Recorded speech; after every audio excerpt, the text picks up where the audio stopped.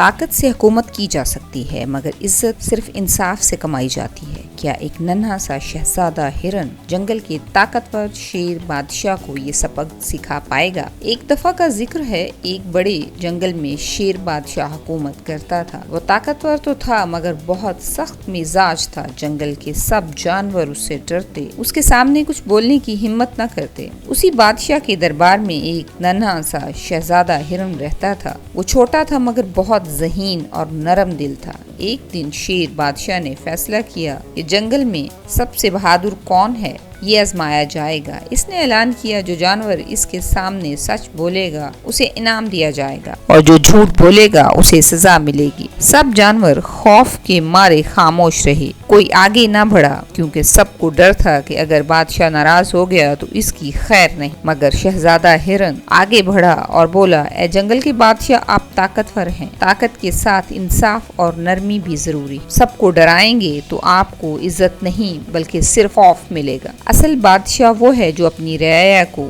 پیار اور انصاف کی سن کر دربار میں سناٹا چھا گیا۔ سب جانور حیران تھے کہ ایک چھوٹا ہرن اتنی بڑی بات کیسے کہہ گیا۔ شیر بادشاہ کچھ لمحے سوچتا رہا، پھر اس کے چہرے پر مسکراہٹ آ گئی۔ اس نے کہا، آج تم نے مجھے حقیقت دکھائی ہے، مگر میں طاقتور ضرور ہوں مگر اصل حکمران وہی ہے جو رعایا کے دل جیتے۔ اس دن کے بعد شیر بادشاہ نے اپنا رویہ بدل دیا۔ جنگل کے سب جانور اس کے ساتھ خوش خوش رہنے لگے۔ اور اس کا کیا سبق نکلا؟ طاقت سے حکومت کی جا سکتی ہے مگر عزت صرف انصاف اور نرمی سے حاصل ہوتی ہے۔ اور آج کے ہمارے حکمرانوں کو بھی اس چیز سے سبق سیکھنا چاہیے کہ اگر ہمارے پاس اللہ تعالیٰ نے پاور دی ہے، ہمیں اس کو کس طرح استعمال کرنا ہے، نہ کہ اس کا ناجائز استعمال کر کے لوگوں کے لیے مصیبت بنے۔ اور رعایا کو بھی اپنے فرائض کو ادا کرنا چاہیے۔ ون سائیڈڈ کچھ نہیں ہوتا، دونوں سائیڈ سے اگر کام ہو تو کامیابی اور ترقی ملتی ہے۔ اللہ ہمارے ملک کو اپنی حفاظت میں رکھے۔